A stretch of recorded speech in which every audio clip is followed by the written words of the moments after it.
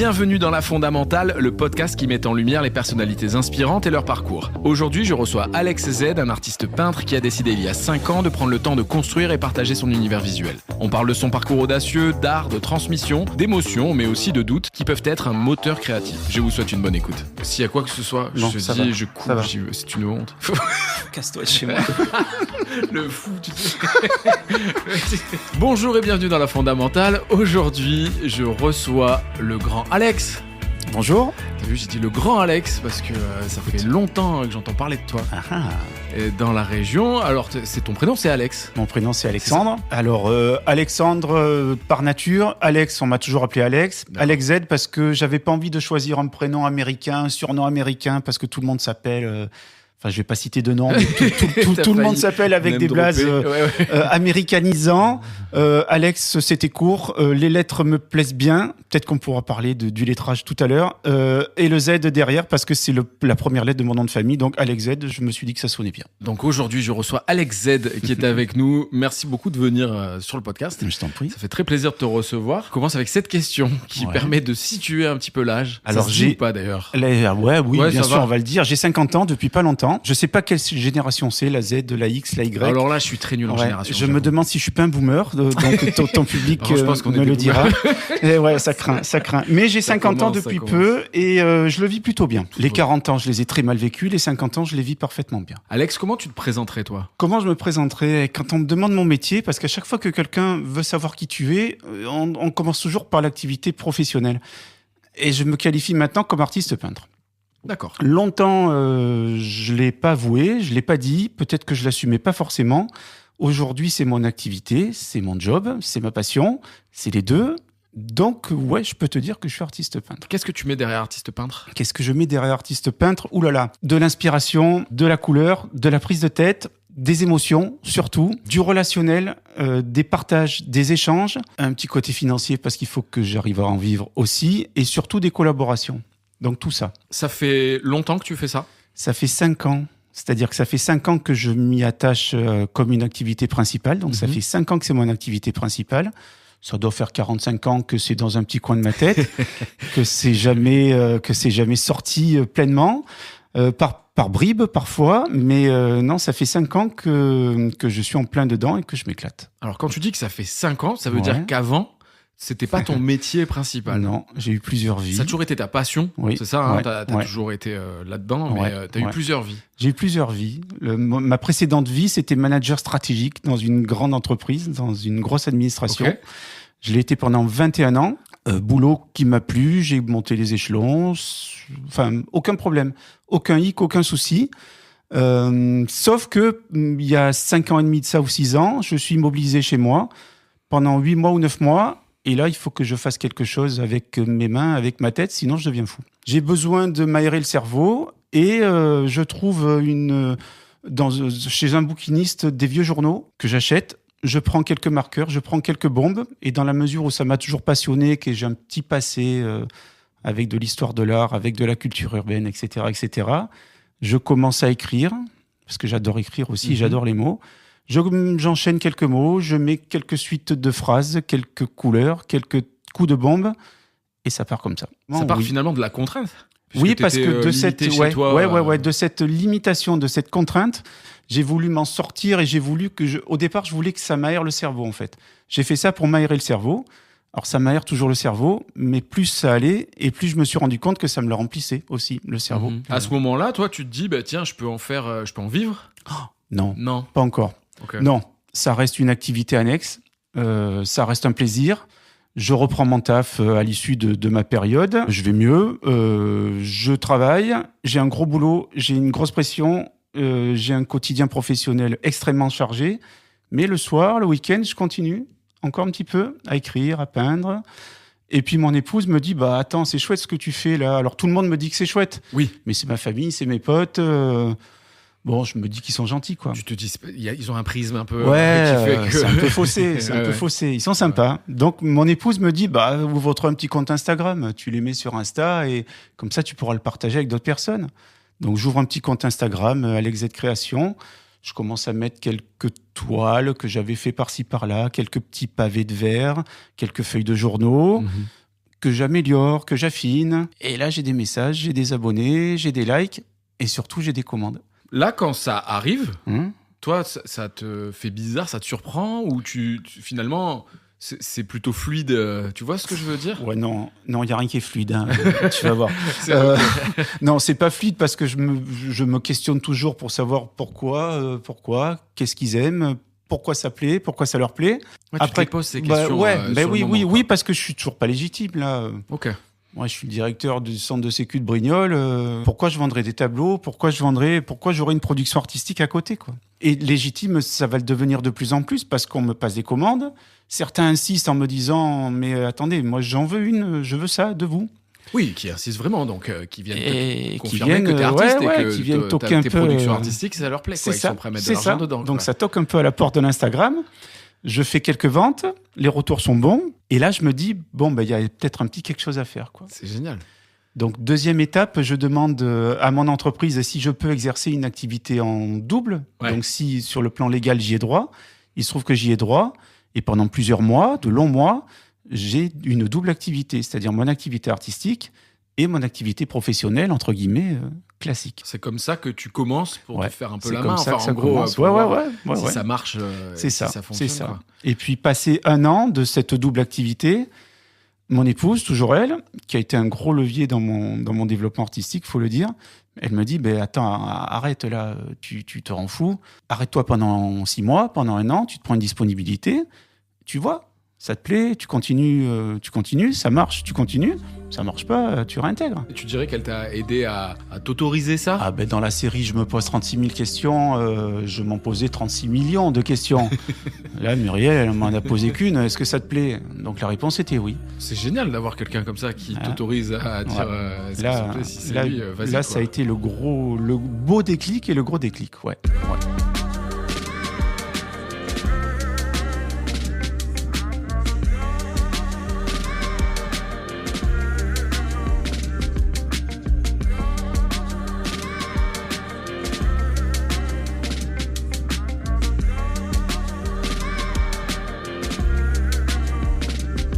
Est-ce que c'est vraiment une reconversion finalement ?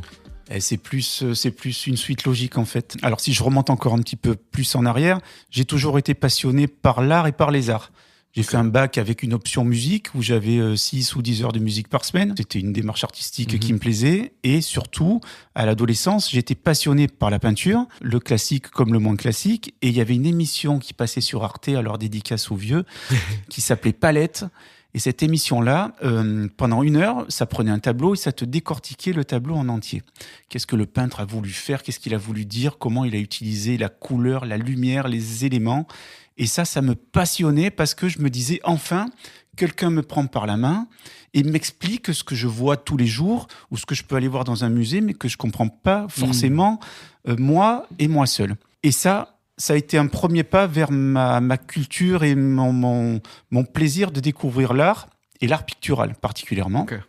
Et après, à la fac, j'ai fait une faculté de philosophie, et à côté, une option histoire de l'art. Ils proposaient cette option-là en cours du soir, et là, ça a été une deuxième révélation. C'était fantastique, parce qu'on était peut-être 200 dans un amphithéâtre bondé, avec un prof qui s'appelle Gilbert Crouet. Cet homme-là, je le chérirai toujours.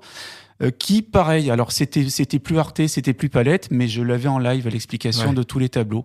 Donc c'était un cours magistral, à tous les sens du terme, où on nous projetait des tableaux dans cet énorme amphithéâtre, et cet homme-là faisait vivre les tableaux pendant 2 heures, tous les soirs, et je ressortais de là passionné, et surtout je me sentais riche de tout ce savoir-faire et de toute cette culture.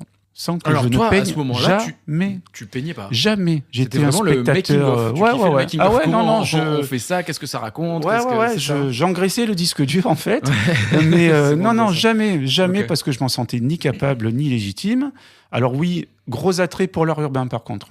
Okay. Le tag. Donc déjà, tu sentais une appétence pour le... Grave. Ouais. Le tag, le graffiti, tout ce que je pouvais voir dans la rue en tournant la tête, je trouvais ça fantastique parce que c'était le musée à ciel ouvert. Ce mode d'expression-là me plaisait énormément parce que punchy, parce que coloré et parce que tout de suite, on a quelque chose qui nous vient à l'œil, quoi. On n'a même pas besoin d'avoir ni Palette, ni Gilbert Crouet avec l'histoire de l'art, pour le coup. Là où moi, j'avais quelques potes qui partaient dans la rue avec des bombes et qui en foutaient de partout, qui écrivaient leur nom, qui écrivaient leur blase, qui écrivaient leur surnom sur des bagnoles, sur des murs, sur des vitrines. Et moi, je me suis jamais senti de le faire. Ça te parlait non. pas, toi, ça? Non, parce que le côté vandale, je le conçois, je le comprends à la limite, parce que pour moi, c'est une façon de s'exprimer comme une autre. Ouais. Mais derrière, les conséquences, je les aimais pas, je les assumais pas. Okay. Donc, un peu coincé.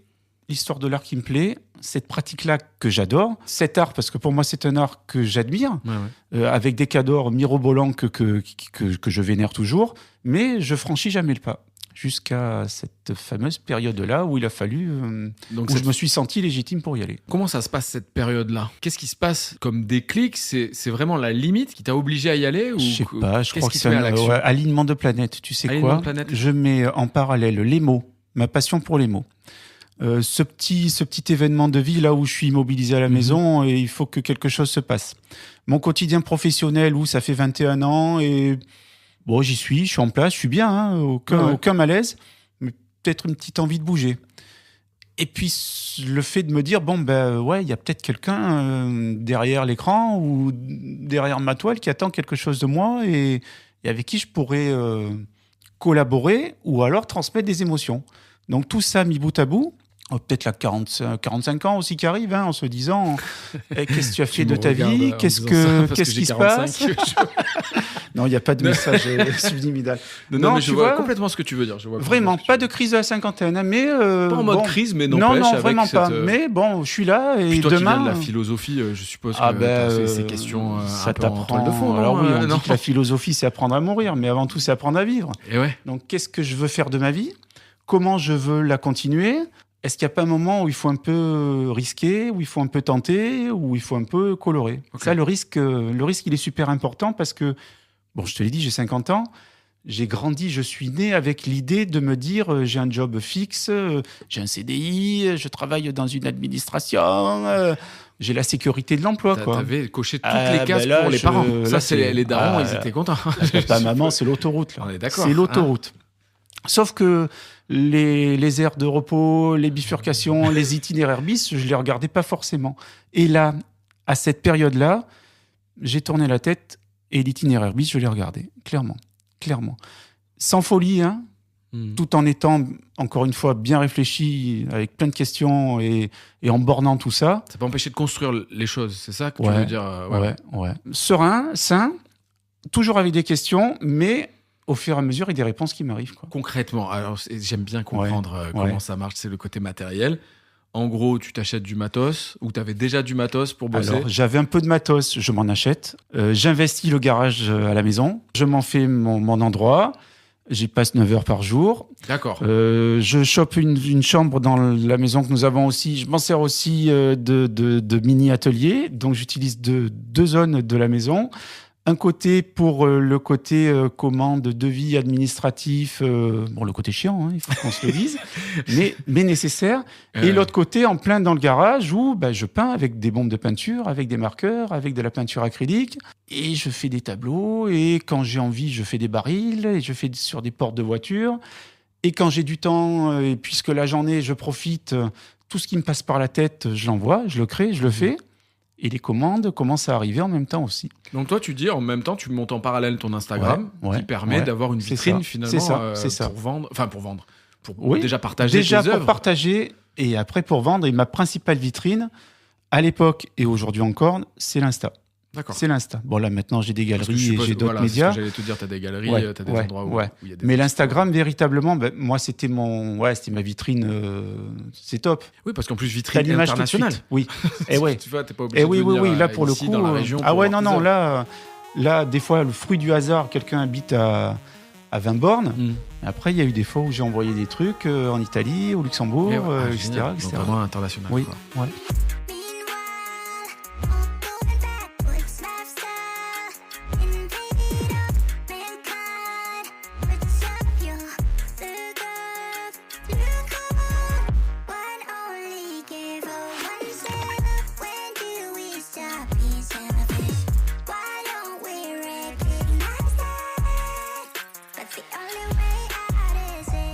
Donc tu te remets là à peindre et tout, tu montes en parallèle l'Instagram, ça fonctionne, ça marche.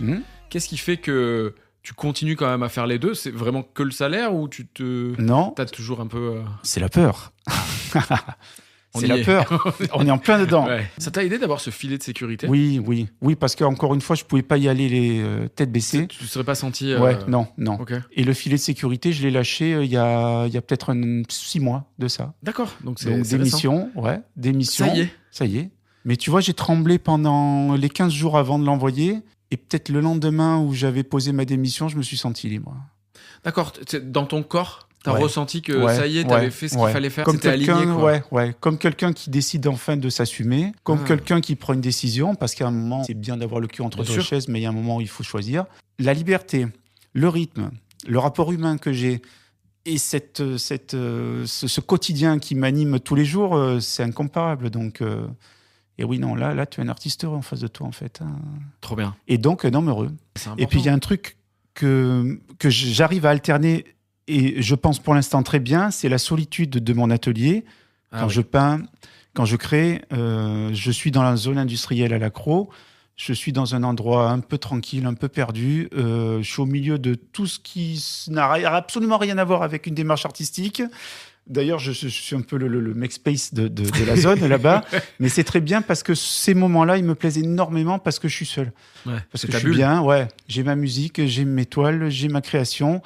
Soit des commandes qu'on me passe, soit ce qui sort de moi. J'ai ce moment-là de calme, de zen, de posé, où je suis seul avec moi-même. Et là, c'est tellement bon et c'est tellement bien. Mais en parallèle, je ne suis pas ermite non plus. J'ai besoin que ça bouge. J'ai besoin de partager. J'ai besoin d'échanger. Et cette deuxième partie d'activité que j'ai, les cours, les ateliers, tout ce que je fais avec les collèges, les lycées. Voilà. Donc, ces deux pendants-là, et je les trouve super équilibrés et super importants, en fait. Je vois ce que tu veux dire. Vraiment. Il y a un vrai côté, ça me fait penser à ça, tu sais, ombre et lumière. C'est-à-dire les deux sont équilibrés. Dans l'ombre et dans ta bulle, et en même temps dans la lumière avec. Si t'as pas de lumière, t'as pas d'ombre ou de ténèbres. Si t'as pas de ténèbres, t'auras pas la lumière non plus. Oui, je suis tout à fait d'accord avec toi. C'est-à-dire que les deux, t'as un peu le yin et le yang, mais ces deux phases-là, elles se balancent bien et elles m'équilibrent énormément. Comment on fait pour garder ces bulles justement en tant que créatif? Et pour se dire, ça, c'est à moi. Ouais. Ça, c'est qu'à moi. Comment t'arrives, toi, à dégager du temps pour toi? Tu te l'imposes? C'est quoi là? Alors, au tout début, je m'étais dit, les lundis, les jeudis, les vendredis, je vais me les garder pour la création. Okay. Donc, ça a dû durer 1 mois. Pourquoi? Parce que j'ai souvent une contrainte, j'ai un imprévu, j'ai une interview, j'ai un podcast et je viens volontiers. Donc, c'est assez mouvant. Et c'était trop mouvant, si bien que tout se percutait. Donc là, maintenant, je me cale quelques jours dans le mois qui sont fixes, qui sont stables, que je ne touche pas. Si j'ai un projet qui m'arrive, c'est non. Donc tu fais l'effort de dire, là, mon temps, il est pris pour autre chose. Je suis obligé. Et le problème que je rencontre, c'est que, par exemple, demain et après-demain, je vais être à mon atelier. Mais c'est pas parce que je vais ouvrir la porte de mon atelier, que je vais me mettre devant ma toile, que je vais te faire une œuvre d'art. Parce que je vais peut-être te faire une grosse merdouille, parce que je vais peut-être rester assis devant ma toile pendant 3 heures, parce que je vais peut-être me lever, je vais changer la musique, je vais tout faire sauf peindre. Pourquoi? Parce que j'y arrive pas. Donc, le piège, c'est de se trouver des moments pour pouvoir peindre, mais le deuxième piège, c'est que l'inspiration soit un peu là. C'est compliqué parce que c'est un truc que je dompte pas. J'ai quelques potes avec qui j'ai échangé, ils sont un petit peu dans la même situation que toi, que moi. Ouais, c'est un machin qui te transperce, que tu vas avoir ou que tu vas pas avoir. Parfois, pendant ces 2 journées d'atelier, là, il y a une demi-heure ou 1 heure où ça va être phénoménal. Donc là, je suis le roi du monde. Tout se passe très bien, c'est parfait. J'arrive à faire quelque chose comme je veux, quand je veux, qui se cale parfaitement bien avec ce que j'ai dans la tête ou dans le cœur. Il y a d'autres moments où ça passe pas et ça vient pas. Donc ça, c'est tellement aléatoire que quand ça vient, il faut le choper.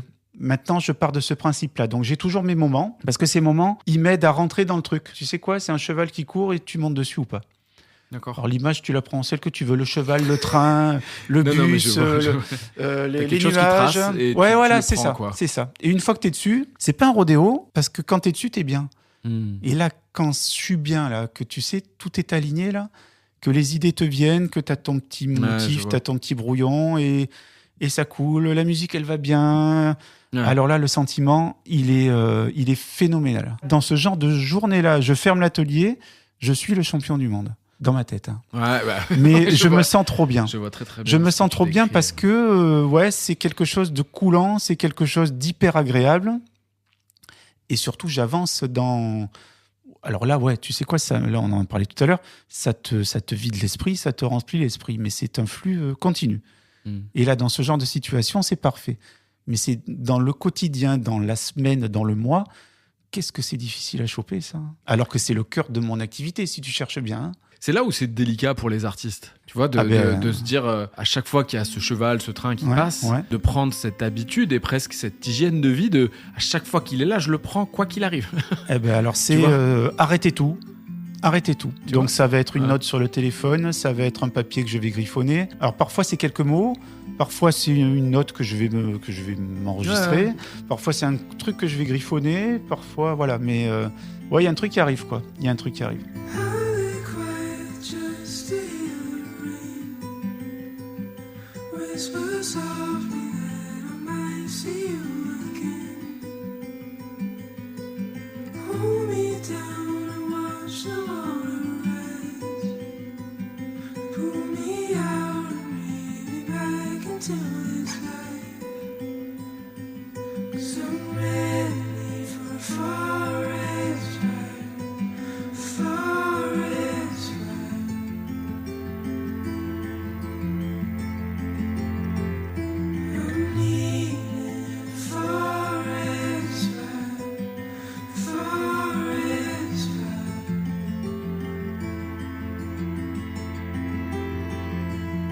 Est-ce qu'on peut parler un peu de ton art ?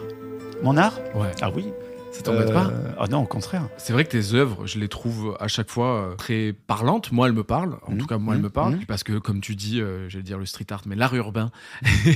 Non, on peut dire les deux, sans problème. L'art urbain, moi aussi, depuis Minot, c'est des choses, effectivement, qui te sautent aux yeux, c'est très coloré. Je sais pas comment tu dis toi, mais la police, tu sais, de mots, l'écriture, le lettrage, merci. Ça m'a toujours parlé. Tu vois, il y a quelque chose même de l'ordre de la calligraphie presque. Tu vois ce que je veux dire. Et donc toi, tu mets quoi derrière ? T'as un message quand tu fais ça ou tu dis c'est comme ça vient ? Au tout début, c'était vraiment comme ça vient. C'est-à-dire que je réfléchissais pas forcément aux couleurs, je réfléchissais pas forcément au positionnement de mon lettrage, de mes personnages, de mes collages. Je pense que je lâchais pas mal les chevaux. Hein. On va rester avec les équidés, mais je lâchais vachement les chevaux. Et là, maintenant, je suis plus dans une démarche de réflexion préalable. Quelle couleur ? Qu'est-ce que je veux dire ? Quelle émotion je veux faire passer ? Qu'est-ce que je veux dire ? Qu'est-ce que je veux donner ? Qu'est-ce que je veux y mettre ? Quel choix de couleur je vais prendre pour que ça flash, pour que ça s'accorde bien ou pas ? Et quels mots je vais utiliser. Par rapport à ma démarche artistique, j'utilise tous les codes de l'art urbain, en fait. La bombe, le marqueur, les collages, les pochoirs. Les pochoirs, c'est moi qui les fais. C'est-à-dire, je les fais tirer par un imprimeur. Je les découpe moi-même au scalpel et c'est moi qui les applique à la bombe. Bon, bombe de peinture, marqueur, etc., etc. Et du coup, qu'est-ce qui m'anime ? Je pense que c'est l'émotion. D'accord. Voilà. Si tu me dis c'est beau, ça va me faire plaisir. Je vais être ravi. Non, mais vraiment, je vais être ravi. Cool. Mais derrière, c'est beau. Est-ce qu'il va m'intéresser ? Qu'est-ce que ça raconte ? Qu'est-ce que ça vient Pourquoi tu trouves ça beau, quoi ? Pourquoi c'est beau ? Qu'est-ce qui te plaît ? Qu'est-ce qui te fait vibrer ? Qu'est-ce qui te plaît pas ? Qu'est-ce que tu ressens ? Moi, derrière, je veux toujours y mettre quelque chose. Est-ce que tu ressens la même chose ? Tant mieux. Si tu ressens pas la même chose, tant mieux aussi, parce que tu vas pouvoir m'expliquer ce que tu ressens aussi. Donc, ma démarche artistique... je tiens à ce qu'elle joue sur l'émotion et sur les émotions. Alors, on aime, on n'aime pas, pas de problème. Mais, je place l'émotion avant le beau. Il y a un côté, ça c'est un truc que j'ai souvent, pour avoir collaboré avec des gens qui faisaient de la vidéo, c'est vrai qu'il y a ce côté, quand on dit c'est beau, même moi, j'ose pas dire c'est beau. Parce que c'est des retours qu'on me faisait à chaque fois en me disant « Ah non, mais me dis pas que c'est beau. » Presque, tu sais. On me disait, parce que me dis pas juste ça.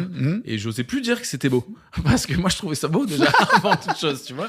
C'était couillon, mais je trouvais ça classe. Tu sais, souvent, je disais « Waouh, c'est classe. » Tu vois, ce truc. Je comprends complètement, mais c'est pas évident de dire ce que c'est venu résonner comme émotion. Pour le spectateur. Alors, tu vois, c'est pas facile. Pour toi et pour tes futurs auditeurs, tu peux le dire, c'est beau, dis-le. Mais dis pourquoi c'est beau. Et même si c'est des mots simples, même si c'est des mots tout bêtes, même si c'est parce que tu aimes bien une couleur ou parce que celle-ci de couleur, elle va bien avec celle qui est à côté. Dans ce sens-là, ou parce que ça te fait penser à quelque chose, ça te fait penser à quelqu'un, ou parce que ça résonne par rapport à certains mots, certaines phrases, là, tu auras tout compris. Quand moi, je regarde tes œuvres, donc le fameux « c'est classe ». Oui, ouais. Moi, je les trouve classe. Alors, je prends, c'est et parfait. Je les trouve classe parce que, et je vais t'expliquer pourquoi, j'aime beaucoup ce lien entre le passé et le présent dans tes œuvres. Alors là, ça me fait plaisir que tu m'en parles. Par rapport à ce que je t'ai dit tout à l'heure, les cours d'histoire de l'art, les classiques, c'est mes bases, c'est mes fondamentaux. Dédicace. Bien joué. Donc ces techniques fondamentales, c'est un peu mon socle, quoi. D'accord. Donc en alliant le visage de la Joconde ou la jeune fille à la perle, par exemple, je tire des deux côtés les classiques et le monde urbain et l'univers urbain avec lequel je me sens bien et avec lequel j'aime travailler. Donc d'allier les deux, c'est pour être un peu la cheville entre le classique, l'extra-urbain et le contemporain. Et ça, ce décalage-là, décalage ou mariage, peu importe les termes qu'on utilise, me plaisent tous les deux. Mais j'adore jouer avec, et j'adore m'en imprégner. J'ai déjà essayé de travailler avec, entre guillemets, seulement des mots, des tags et des graffitis. Il me manque un petit quelque chose. Je maîtrise certaines techniques, il y en a d'autres que je maîtrise pas, il faut que j'aille les voir. Il faut que j'aille les tenter, il faut que j'aille essayer. Tu les tentes ? Ouais, j'y vais. À chaque fois, tu y vas ? Et je fais de la merde. Voilà. Et alors, souvent, je dis qu'il y en a plus dans ma poubelle. Comment tu le dis. Ah non, mais souvent je dis qu'il y en a plus. Je fais de la merde. Mais il y en a plus dans ma poubelle que sur mes murs. Mais ouais. Ça t'empêche pas de le tenter. Et non, mais il faut que j'y aille. Et j'ai peur, hein. Et des fois, c'est nul, et des fois, c'est pas bon, et des fois, c'est pas comme je veux, et des fois, c'est pas ce que je veux. Mais si j'y vais pas, qui c'est qui va y aller ? Si j'essaie pas, qui c'est qui va le faire ? Et si je m'entraîne pas, j'y arriverai pas. Ouais. C'est quoi si tu avais une astuce à nous donner éventuellement ou un petit secret de fabrication, ça serait quoi qu'est-ce qui te permet le passage à l'acte, même quand il y a cette peur ou ce doute, qu'est-ce qui te permet d'y aller quand même ? Alors j'ai quelqu'un de proche qui me dit que le non je l'ai et le oui il faut aller le chercher. Je suis froussard, hein, c'est-à-dire que c'est un effort pour moi d'aller vers ce que je connais pas, vers ce qui me fait peur, vers l'inconnu, parce que là depuis mes 45 balais, tous les jours je fais quelque chose que je ne connais pas. Le salarié qui passe auto-entrepreneur, le mec qui gère 50 personnes qui se retrouve devant une toile avec des bombes de peinture. Donc ce challenge-là, il est effrayant, mais il est boostant aussi. Donc le conseil, vas-y. Mais n'y va pas comme un taureau ou comme un fou, comme une folle. Vas-y petit à petit et pas à pas. C'est les petits pas. Tu sais quoi ? C'est les petits pas. Je ne serai pas un bon sprinter du tout. Est-ce que je suis marathonien ? Je ne sais pas non plus, mais je suis peut-être un bon marcheur.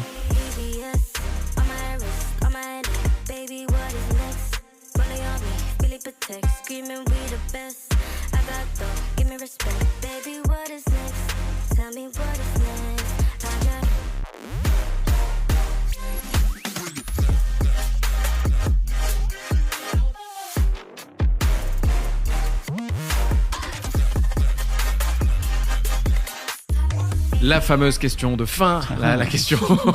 En plus, toi qui as fait de la philo, ouais. J'adore. J'ai hâte d'avoir ta réponse. Dis-moi tout. Du coup, de mes hauts de mes 45 ans, je me pose la question du sens de la vie et j'en profite pour la poser à mes invités. Ouais. Aujourd'hui, du haut de tes 50, ça serait quoi pour toi Qu'est-ce que tu mets derrière le sens de la vie ? Est-ce que t'en mets un ? Comment c'est ? Alors, je crois pas en un Dieu quel qu'il soit. Je crois pas à ce qu'il y ait quelque chose quand on sera plus là. Alors, ça me rassure pas, tout ce que je te dis là, parce que j'aurais préféré m'accrocher à quelque chose. Hein ? C'est la fameuse marche dans le désert, voilà. d'Albert Camus. Là, et ouais. Donc non, j'y crois pas à tout ça. Donc peut-être l'impulsion, la philosophie de vie que j'ai, c'est alors souvent je les mets dans mes toiles, c'est le carpe diem et le memento mori. Memento mori, n'oublie pas que tu vas mourir.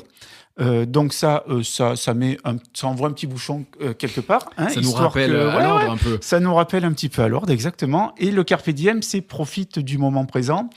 Pas pour faire n'importe quoi, pas pour partir dans tous les sens, pour se rendre compte du quotidien. Et quand je dis le quotidien, c'est le présent. et de pas attendre à partir en voyage à Bali quand on le pourra et à être dans un état d'extase phénoménal tel jour ou tel jour, de profiter de tout ce que le quotidien t'apporte et te donne. Le sourire d'un enfant, un bon repas entre potes, une petite satisfaction quotidienne, une musique que tu écoutes et qui te fait dresser les poils. Voilà, moi, ma philosophie de vie aujourd'hui, c'est pas de la griller, ma vie, parce que je me rends compte qu'elle est précieuse et que j'y tiens, mais c'est de profiter de ce qui vient, de ce que je peux prendre, de ce que je peux partager et de l'amour. On parlait des émotions tout à l'heure. Ouais, s'il y a vraiment quelque chose que j'ai envie de donner, de transmettre, c'est les émotions au travers de ma pratique artistique et c'est l'amour avec celles et ceux que j'aime et qui m'aiment et avec lesquels je partage. Merci beaucoup, Alex. Eh bien, merci à toi. Un grand merci. Ça m'a fait très plaisir, en tout cas, de partager avec toi et c'est très cool parce que c'est Julia, pour la nommer. Merci, qui Julia. nous a mis en contact et ça m'a fait très plaisir de faire connaissance avec toi au travers de ce podcast. Où est-ce qu'on peut te retrouver, Alex ? Alors sur mon Instagram, Alex Z Création, sur quelques galeries en ligne, de plus en plus. Alors depuis le Covid, les galeries en ligne fleurissent et c'est bien parce que c'est sur le monde entier. Ouais. Une prochaine expo à La Ciotat si vous avez une âme de voyageur et quelques expos dans le coin qui seront annoncés sur mes réseaux très vite et très bientôt. Trop bien, j'espère que ça vous a plu. Ça nous a fait très plaisir de partager avec vous ce moment. On vous fait de gros bisous, on vous dit à très bientôt. Ciao, ciao. À bientôt, ciao, ciao. Merci d'avoir écouté La Fondamentale. J'espère que cet épisode vous a inspiré, qu'il vous a offert de nouvelles réflexions sur le sens de votre vie. N'oubliez pas, chacun de nous a une fondamentale unique à apporter à la grande symphonie de l'existence. Si vous avez aimé cet épisode, les classiques, abonnez-vous, laissez-nous un commentaire et partagez-le avec vos proches. Un petit 5 étoiles est aussi le bienvenu pour nourrir l'algorithme. Je serai ravi d'avoir vos retours et vos propres visions sur la vie. En attendant le prochain épisode, prenez soin de vous et continuez à chercher ce qui vous anime. À très bientôt pour faire résonner la fondamentale.